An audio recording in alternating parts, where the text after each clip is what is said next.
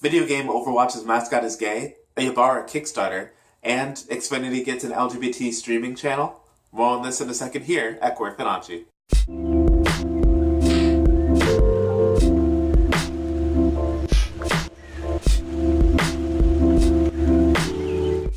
Hi, my name is Devin Jackson Randall, or DJR, and welcome to Fudanshi. Today is Friday, and that means it's time for the weekly update, where I share LGBTQ and BL Media news with you guys. This could be anything like casting announcements from Hollywood about LGBT characters, video game announcements, and video game releases, as well as BL anime and manga that I think you guys should go check out or whatever else. So let's get talking.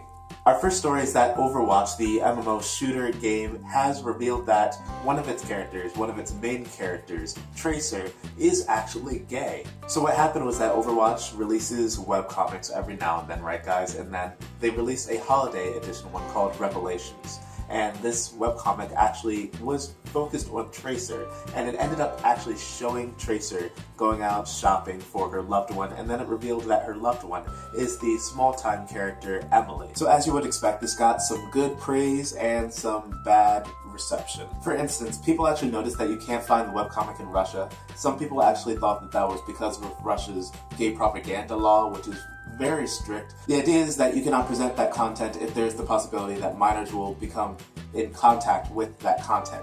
That said, that was actually not the case. It was actually Blizzard, who owns Overwatch, that decided not to release it in Russia, just to be preempted and to escape any kind of legal issues. Like I said though, there's generally people who are like yay and people who are like nay. For instance, in one of the websites that I was looking up the story for, there was a whole bunch of people in the comments going on a rant about how liberals and the whole gay community have ruined America and all that. So of course there are people who are not okay with it. My thought on it is that, well, first I had the thought that, like, why does it matter, right? For instance, one of the other articles that I was reading was talking about how characters and LGBT representation in video games has become more prominent, and it cited Mortal Kombat with the character Kung Jin. And when I read that, I was thinking, why does that matter? Mortal Kombat is just a fighting game. Literally, the point is that I have this character, you have this character, let's kill each other, right? The same could be said about Overwatch, just with guns.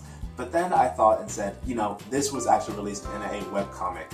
So if you actually care enough for the IP, and you're literally seeing this character, and you're like, but who is she? With that in mind, yeah, this is cool. Thank you for sharing that. Thank you for sharing that information. And I really think that it's cool that they're trying to kind of flesh out the world. You know, it could just be this one note, people trying to kill each other, but they want more out of that. And they're being inclusive when doing that. So the naysayer that was in me was quickly slapped. And then I was like, okay, I'm on the ride, I'm on the train, let's go. But anyway, if you guys want to check out Reflections for yourself, you can do so on Blizzard's official website for free. Next, the cable provider XFinity now has an LGBT channel. The channel from XFinity, called the XFinity Film and TV Collection, long name, is a, as it said, collection and library of LGBT-themed movies and TV shows. It has about 800 plus properties for you guys to go check out and enjoy. It has things such as love stories, coming out stories, inspirational stories, documentaries, international films, cult classics, and award winners. If you guys are interested in checking out this library and have an XFinity subscription, you can check it out now at xfinity.com/LGBT. Lastly, June Manga has announced that the first installment in the new Ybarra genre is actually going to be a Kickstarter. Just a couple days ago, June Manga announced that their new Aiden's Mercy story,